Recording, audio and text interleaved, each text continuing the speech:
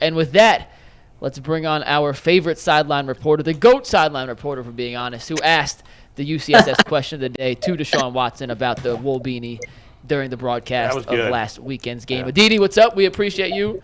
And how you doing today? You know, if Jay Crawford tells me to find out why is he wearing a knit beanie, then of course I'm opening an interview with that. Most pressing question in my friend's mind. I don't know that it was a great answer. I mean, it was 86 degrees. He just said that that's his thing, and he's done that even going back to Houston. But it's like, I guess Deshaun Watson's just a hipster. Well, right? It's better than the John Dorsey sweatshirt. Remember that? Yeah, it was 116 degrees, and he's out there in a sweatshirt, basting in his own juices. Every day, the same sweatshirt. Freddie was the same way. Freddie had that hoodie in Baltimore. I will say that, Jason. Don't you notice that Coach Mike Tomlin does this all the time? Coaches wearing sweatpants and sweatshirts and all of this gear when it's 80-something degrees out. Do they really think that they're sweating off that many pounds? No. Like, it's that much easier than just laying off the Big Mac for a week? See, nobody, the pizza in the office? Nobody says anything about the Haslams penny loafers with no socks. The penny loafers with no socks. Honestly, I didn't even notice it. Oh, you didn't? That's what rich white people do. I didn't. You know what? They got enough money to go fix them corns and bunions because that will mess you all the way up. Yeah. If I wear those, after one wearing, I got to throw them away. Yeah, I hear that. Gee, I don't know. That one doesn't bother me. Look. I guess, like Adam said, I see it a lot. See that? See, Aditi be around a lot of rich people. She is. She's hobnobbing with a lot of rich people. Let's Aditi, we were just talking about who's most likely to be second on the Browns in receiving yards. You heard the poll results. I gave a slight edge to Elijah Moore over David Njoku, but I think it's going to be close between those two. Yeah, who you got? I have to tell you, I think Elijah's the number one receiver. I think he gets the most yards. Dang, bro. Look at that. And I'll tell you why. I think this. Are you drinking the Kool-Aid? No, I got to talk to him too, and let me tell you, he is significantly happier than he was when I talked to him week 2 last year and had all these high expectations. I just think that he is more of a chess piece than people realize. It's like Kevin Stefanski keeps saying, he looks like a slot receiver, but he's not just a slot receiver. He can win outside. He can win inside. He's a guy that can be deployed in multiple different ways. And I think that a defense is far more likely to kind of hone in on an Amari Cooper or maybe even hone in on a David Njoku or really be committed to stopping the run game. And Elijah's a guy that already has this unbelievable rapport with Deshaun Watson. Deshaun Watson very clearly already trusts him. And so someone is going to end up open or someone is going to end up guarded in a way that maybe does not fully match what he's capable of. I think that someone is Elijah. And he's a guy that's going to take advantage of it. All right, now hang on a second, because Mikey opened the show today with asking us, is Elijah Moore the focal point of this offense? And we set him on fire and danced around the flames for asking something so nonsensical, because of course it's the quarterback. Are you telling us that we need to extinguish the flames and apologize to Michael Lucas? No, of course not, because he's not the focal point of the offense. I mean, you're referring back to my Deshaun Watson interview on the sideline, and he said, I know that for years this offense has run through 24, meaning Nick Chubb, but now it's time to run through the quarterback. Even I right there was like, really? Because I would still run the offense through Nick Chubb. Definitely not. I mean, I understand what he's saying, but the focal point of the offense is stopping Nick Chubb. I mean, seriously, even if it's Tom Brady back there at his peak, you need to stop the run first. So any defense is going to hone in on stopping Nick Chubb, if that's what you mean by focal point of an offense. If you mean what is the offense run through, then yeah, Deshaun's right. Now you've got a quarterback that you're really expecting to read the defense, to make a decision, to get you in and out of run plays, to know what is the right move to make. Yes. I'm just saying that I think if Amari Cooper right now goes into this season as wide receiver 1A, and if defenses say, all right, we need to stop Nick Chubb, but we also need to make sure that Amari Cooper doesn't beat us, well, then that leaves perhaps Elijah Moore undercovered, and Deshaun Watson's going to take advantage of that, and so is Elijah Moore. But Aditi, like most teams want to stop a team's number one wide receiver, but the team's number one wide receiver is a number one wide receiver for a reason, and those guys, Like Elijah Moore, he's a talented kid. He's got potential, but he's done nothing. There's been no production from him in his first 2 years. So for me to believe he's going to have more yards than a guy who's been a perennial 1,000-yard receiver is a little hard to fathom. Okay, but let's also remember he's in a new offense with a new offensive coordinator, with a new quarterback. Right. I mean, compare who are the quarterbacks that he's been playing with. Compare who is the offensive coordinator he's been with. And again, not to knock any of these guys, but he is in a system that is really set up for him to succeed. He's got immense rapport and respect for his quarterback. And I know UCSS viewers hate when I do this. But this is what happens when you cover the league at large, you bring in comparisons. Remember all those years ago when defenses were honing in on stopping Antonio Brown, Juju Smith-Schuster had 1,000 yards. And Antonio Brown did have more than 1,000 yards as well. He got his because he's a guy that could beat double and triple teams. But Juju also feasted. And when Antonio was gone, Juju didn't feast that same way. And with as much as I personally like Juju, Elijah Moore is a better, more talented, should be more productive receiver than Juju Smith-Schuster. But he hasn't been more productive to this point. Because he hasn't been here. Again, but he might not have been in the best fit, in the best match for him. A couple of things to that. First of all, Amari Cooper's not even close to as good as Antonio Brown, though. I mean, fair. And number two, he's not facing double, triple teams. I mean, he just has to beat his one guy. But number two, like, if how come Garrett Wilson as a rookie was able to have a big year with all those crappy quarterbacks? Well, again, it's how do you use guys? This is, it makes me, I'm going to use another comparison. It takes me back to when Bob McAdoo, I think, was the Giants offensive coordinator. And the Giants came into Ben McAdoo. Why do I call him Bob? Ben. Because he was such a bad coach. He sucked. Yeah, but but anyway. anyway. Really matter. Okay, so the Steelers' offensive coordinator was Todd Haley, and you had Antonio Brown and Odell Beckham Jr., and it was supposed to be the two best, young, brightest talents playing the position of wide receiver.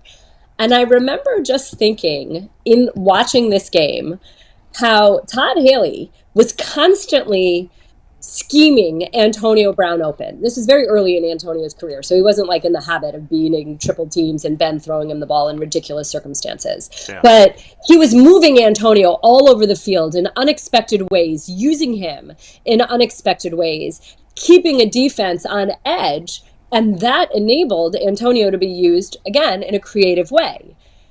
Odell Beckham Jr. was not being used that way. And it was sort of like he was always lining up in the same spot and you were just expecting him to constantly win outside. And so what I'm saying here is that I think that Elijah Moore's talents will be taken advantage of in a much more significant manner than when he was in New Jersey. All right. And Hope you're again, right. we're not seeing any of this yet because why would you see it in preseason? I just have a sense, and maybe I'm wrong. I don't know, but I'm throwing it out there. I think you shouldn't sleep on him. I actually think we're close to saying the same thing, just in different languages and different dialects. I think Aditi's a little bit higher than we were. Yeah. But I think we're pretty close. I think he's going to have a good year. I said I think he's going to have 900-something yards and 6 touchdowns. To me, that'd be a great year. Yeah, I mean, that's a monster year. Wouldn't you be so happy with that? Oh, yeah, for sure. Thrilled. I have high expectations for him. I just wouldn't expect him to be. I like when the garbage can's tipped over. I don't think more yards than Cooper. The thing with David Njoku is I'm not concerned about total yards with him. I want those red zone catches. That's what I want. Yes, exactly. So in the red zone, I need a 95% catch percentage. Yes. And then we're going to feel good. Who cares if you have 600 yards or you have 900 yards? Just catch the ball in the red zone. You're going exactly where I wanted to go. This is my little bit of a hot takey, maybe. I haven't really thought this all the way through. Are we to the point where yards don't matter anymore? Because defenses will give you all the yards you want. It's about touchdowns. So yards are becoming a little bit meaningless. Show me the touchdowns. Why have we heard defensive coordinators over the course of the last, 5-7 years say, bend, don't break, bend, don't break? They don't care if you're marching up and down the field. They just want their red zone defense to be as tough as it possibly can be. And keep them out of the end zone, and that's what it is. So the flip side to that, of course, is score the touchdowns. You know, like at the end of the day, wouldn't you rather, if you're a receiver, would you rather have 1,000 yards or would you rather have 15 touchdowns, 17 touchdowns? What's going to make you more in free agency? The touchdowns, because then your money. Because correct me if I'm wrong, didn't Tyreek Hill last year have a ton of yards and slow on touchdowns? I'd have to look that up. This is why we have producers, right, Mikey? This is why we have producers. Because I remember when they were, No, listen, he had Tyreek Hill last year had an absurd amount of yards. right, but I remember when the Browns played him, he had like 3 touchdowns. He had Two or 1,700 yards and 7 touchdowns on the season.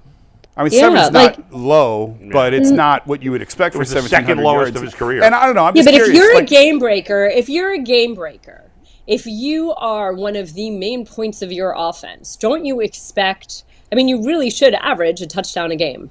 And maybe that's 1 week you have the 3 touchdowns and 1 week you don't have any. Right. But I think it's very reasonable. If you are a true game breaker, that means you break open the game. That means you score. Certainly double figures. Double Every time figures the in ball is in touchdowns. your hands. Yeah, every time the ball is in your hands, you should have the potential to score. If you're not cashing in on that, if you're not scoring, I mean, yeah, I'd rather take the touchdowns. Obviously, you need to get down the field, but who cares if you're methodically getting down the field? Who I'm with cares you. if it's 5 yards every, first down 5 yards, second down 6 yards, first down 4 yards, second down 7 yards. Like, I don't care whether you have those chunk plays or not. I just need you to score touchdowns. It doesn't matter how it happens. I'll take them 1,700. I think you guys are going. Give me them But all wait the a second. 1,700 Hold on a receivers. second. Come on over here. I think you guys are going over the top. I get what you're saying, Give me but that like, 17. if Justin Jefferson gets an 80-yard completion and gets tackled into 3, and some slapdick tight end catches the touchdown, Sure. well, Okay, Jefferson fine. did all the work. But to how get many? him down How there. often does that actually happen? Sure. That happens quite a bit. 80-yard plays that don't maybe score? Maybe not 80-yard plays, but like. There's a need for 30-yard chunk plays. Yes, that's Of what's course. been missing Yes. from the Browns And offense. even a play like, hey, it's 4th down and 2. I catch the pass that moves the chains. That's a pretty big I deal. just think that we're in the early phases of this evolution of the game again, where Yes. how are guys going to get? That's all they care about. How am I going to get paid? I got you. And so I just wonder if it's sort of like baseball and bullpens and the evolution of bullpens. Are we Yeah. seeing this shift yes, of pile But you know as what? many Here's what I'll yards as tell you you. want? Winning cures everything. This takes me back to Lamar Jackson's rookie year when they just weren't throwing the ball at all. And I remember having a conversation with Willie Snead, and Michael Crabtree was on that team. And the wide receivers, all they did that entire first season was block. I mean, there was no catching, there were no they stats, weren't there any was good. nothing for them. Well, I mean, come on, they could at least, they weren't being thrown the ball, period. They weren't even being given an fair. opportunity. And I remember Willie telling me, I was like, nobody's complaining, nobody's whining. He's like, we get in our room and we moan and we wish we got to do what we could do, but nobody does it outside of the room, outside of the wide receiver room. He's like, we're winning. How do you argue with that? Yeah. So Yeah. to your point, if the Browns can win, what are you going to do? Is Elijah Moore going to sit there? I'm saying him, but it could be anyone. Is Elijah, Amari, anybody, whoever, DPJ, are they going to sit here and say, well, I didn't get my 100 yards, but we're 4-0, we're Yeah. 5-0, we're 6-2? Like, come on. Right. Aditi, just to accentuate your point a second ago before my question, 5 receivers last year had double-digit touchdowns. That's it. My question for you, though, Aditi, is last time you were on, it was either last time or 2 times ago, you mentioned Deshaun Watson looking night and day different from how you saw him, especially up close and personal on the sidelines last season. Then you saw him again against the Eagles in the preseason game. And I know he didn't play, but are you seeing a progression in confidence even from week to week in your personal interactions with Deshaun Watson that make you feel even better about his perspective What a leading 2023 question. season? Well, yes. Did I say no? I know, that was a long question right there. But no, It was a of sad course I question. am. I Not my think, best. look, it's funny because Anthony Walker and I were having this conversation on the sideline last week. And you know that Anthony Walker is just one of those natural leaders. And when the Browns lost him last year, they lost something that went beyond his play, beyond what he gave them at linebacker. And that's just sort of this personality, energy guy that not only gets the crowd riled up, but gets the team sort of focused, the huddle, whatever you want it to, however you want to phrase it. He's kind of like that intangible glue. And so he and I were having this conversation about how Za'Darius Smith is a guy with a ton of personality. Rodney McLeod and Juan Thornhill are veterans who have won, who knows what it takes to win, and who also are strong personalities. How Shelby Harrison, Dalvin are both also veteran guys, professionals who can help bring younger guys along. And the piece to that is that it takes something off of Miles's plate. And now Myles Garrett, not that he's not a leader, he's just not a very vocal, obvious, his energy is not directed towards getting guys jacked up as they're on the field. The way that he leads is obviously through virtue of his work and his play. And so Anthony and I were having this conversation that, Myles, can just be a little bit more comfortable being himself because some of this is off his plate. He doesn't have to try to be somebody else. All these other guys are sort of picking up the slack in this other area. In the same way, you expect Deshaun to just be better because he can just be himself. He is just more comfortable. He can just focus on what he needs to do as opposed to all the other stuff that's off the field, plus the things on the field where you're kind of the starting quarterback, but you're not really the starting quarterback. You sort of have to cede to Jacoby Brissett, and you want to cede to Jacoby Brissett because Jacoby's such a great guy, but then you're taking over for Jacoby, but Jacoby is still established this unbelievable rapport, and you're still kind of sort of trying to prove yourself, and you still have your rust. All of that is gone. So now he just has this level of comfort, and each week you feel more comfortable being exactly who you are. So it's a very, very long answer, but it was a long question. I'm just saying, simply by virtue of all of that, you expect to see someone better. And in general, this is a guy that should be better every single week. He's more versed in the offense. He's thrown more balls. He's gotten more reps with all of his receivers and tight ends and his line. All of that, you expect to see something better. And it's reasonable to expect that. It's why coaches and teams talk about peaking late in the year as opposed to early in the year, because you get better every single week. Aditi, what do you make of Austin Watkins Jr.? Is it just a nice, cute little story, or do you think the kid can really play? I mean, it's a great story, isn't it? The guy, comes out of UAB, tries to latch on to a couple NFL teams, plays in the CFL, comes back and plays for his hometown USFL team, Birmingham. Doesn't really have a monster year, but wins the championship, catches enough eyes to come here, and is catching everything that comes his way. It's a guy seizing an opportunity. I got to talk to him after the game because he had another monster game, as you can see right there. And he just was very... I don't know the best way to say it, but almost just calm about it. I'm not focusing on making this team. I'm not focusing on how many receivers there are. I'm not thinking about who's a lock and who's not and who's been drafted and I haven't. I'm just focusing on doing what I'm here to do, which is catch the ball, run the routes, play the game. He's a great story. I think he's going to be hard to not make the team, but I think the Marquise Goodwin thing, he's a different receiver. Goodwin is a guy that stretches the field. That's not necessarily who Watkins is, but it is a numbers game. Does Jakeem Grant make the team as a returner, and does that affect things? It's interesting. It's hard to disagree with the numbers that he's put up, because at some point, it does matter. It is production. And, you heard John Harbaugh say that yesterday when people are trying to denigrate the Ravens' very, very, very long preseason win streak. Those games do matter to the guys that are trying to make a team. And those games do matter to people that are fighting for a job. And somebody who stands on the sideline in the fourth quarter, maybe the quality of play isn't the same as what you'd expect week 4 out of your first teamers, but the effort and the intensity and the focus is absolutely the same. If anything, it's even more because those guys are hungry. But Aditi, despite that, anybody discussing the streak is embarrassing themselves, and I'm crapping on it because who cares? Okay, that's how you feel. I disagree. Well, let me really... Wait. I mean, winning is winning. No, it's not. To win. No, it doesn't. Right. It doesn't matter. You think it matters? I mean, I think it matters in that they're creating a culture where they're saying every single time we go out there, every single time the ball is kicked off, it matters to us.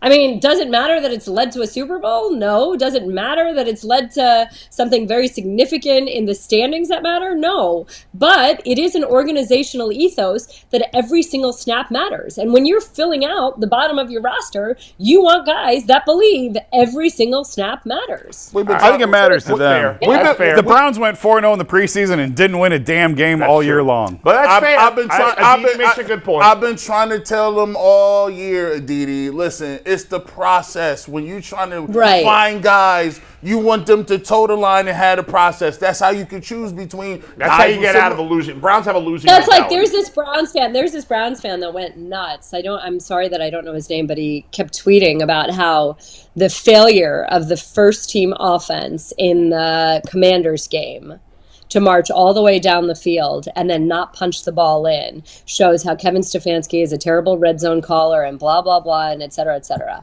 So in that instance, I don't care that they didn't punch the ball in because Nick Chubb wasn't playing, their number one running back. Jerome Ford wasn't playing, their number two running back. Joel Bitonio, their starting left guard, was not playing. Jack Conklin, their starting right tackle, was not playing. It wasn't truly the ones, and it wasn't a game that mattered where they're unveiling their best plays.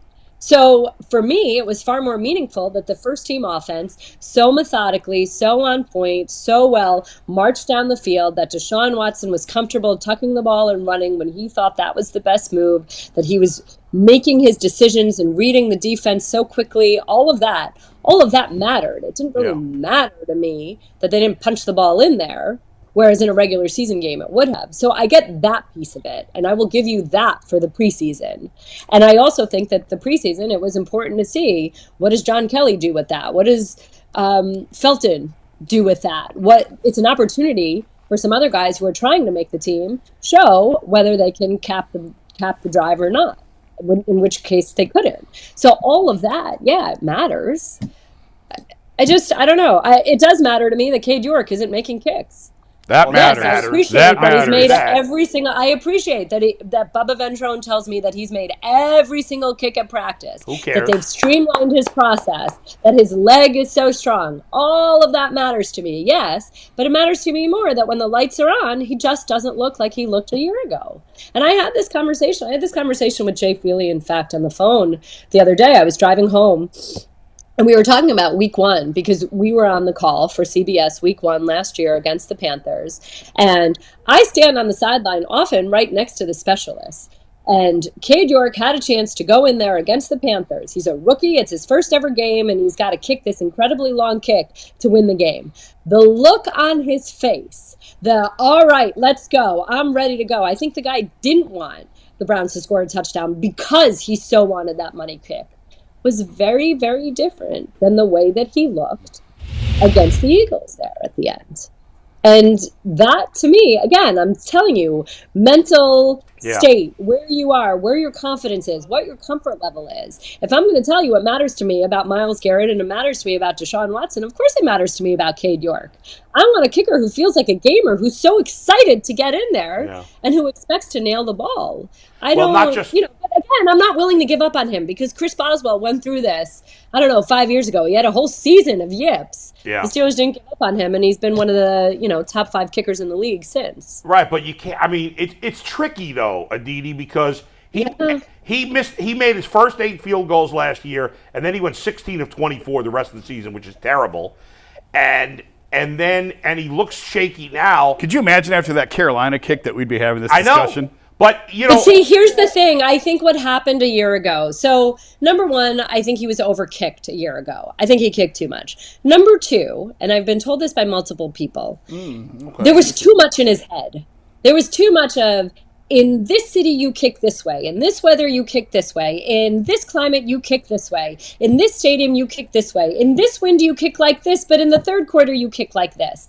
And this is a guy who is supremely talented, who just naturally has an incredibly strong leg, whose a kick is good enough. And every kicker I've ever spoken to has told me that in different climate, different weather, you make a minor adjustment. You don't have a totally different kick. So what happened is early, the guy was relying on his natural talent and what he did. Then as the season went on, there was a little bit too much in his head. He was thinking too much. And we all know what happens. It's paralysis by analysis. And if you're thinking, you're not doing as good of a job if you're just out there doing. So what the Browns have done this offseason is streamline the whole process, made everything simpler, done everything they can to give him the confidence. Your kick, your A kick is good enough. That's it. Rely on your A kick. And that's part of why I suspect, I haven't asked anyone this, but I suspect this is why competition hasn't been brought into camp. Because this is a team that completely, totally believes in this young kicker, believes in his talent. And if the issue right now is up here, why mess with what's up here by bringing somebody else in? But Aditi, if he's messed up here, how do I trust him in a game? And he might cost him the whole season. I mean, he's got to kick his way out of it. What else? I don't know.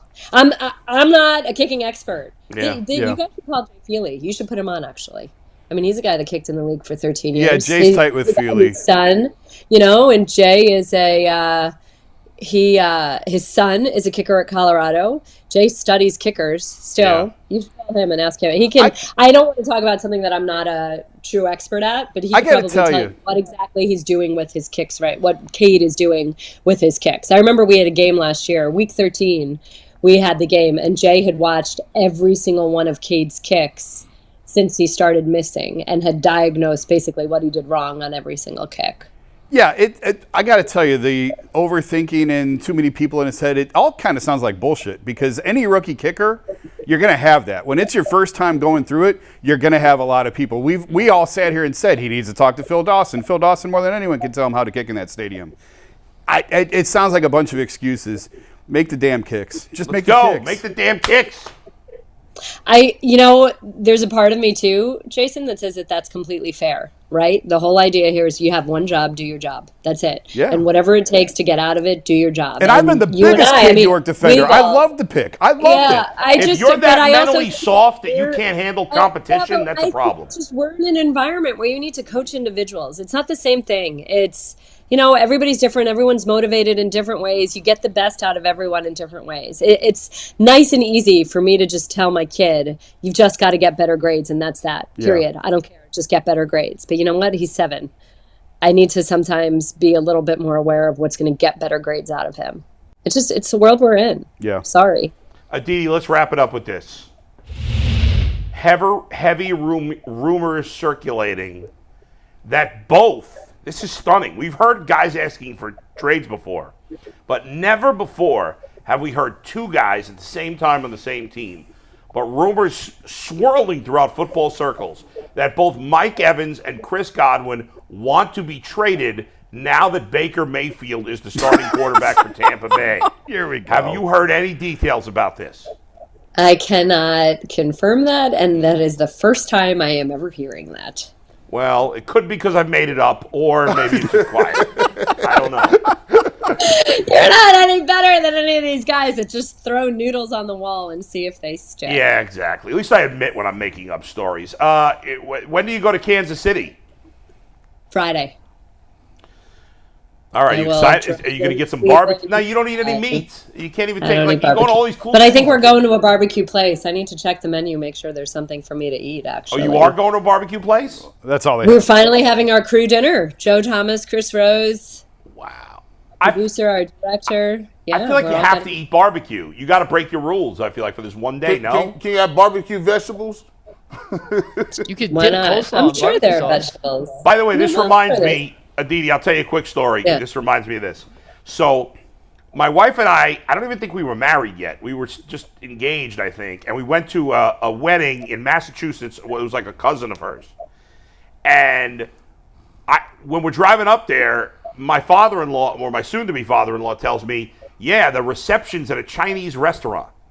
Oh, you told me this story. Oh, yeah. I have? Have I told you guys this? Yeah, keep telling it. All right. So I'm like, oh my God, this is going to be the greatest thing ever. I love Chinese food. We're having the wedding reception, like unlimited Chinese food. When I don't have to deal with like just people that are in the family, beautiful. I'm going to eat tons of Chinese food. We get there. I find out it's a vegan wedding. Vegan. This is outrageous. It was one serving after the next of just greasy vegetables. It was horrible. We did not have a vegan wedding. We Thank did not you. have a vegetarian wedding, in fact, although it was so long ago at this point. I will tell you this. Do you know Sam Howell doesn't eat steak or seafood or pork? No wonder he's the worst only starting meat quarterback he in the eats is league. chicken. I dropped him off my draft. Oh, board even as soon worse as I than heard that Baker in report. your mind? What was that? Okay, the second. No, he's probably worse than Baker. Hang on. Two things. One, I told you before I went vegan for 14 hours. It was the hardest day of my life. And second, I know we're going to cut you loose, but we've had you on for 37 minutes. We haven't even talked about contract restructuring. I got to get that in real quick. Good point. What do you think about that, about the deals that they restructured? It's going to lead into our next topic and the fact that they cleared up all this cap space. Is there anything in the bag, or is this a move for next year? What do you think? I think that it's probably it's always a smart move, right? It's always smart to be on this side of the ledger, kind of. It's probably more earmarked towards next year. I don't think they're spending a ton of money on a number 3 running back, but it's nice to have that flexibility. And it speaks to how smart that front office is that they do that.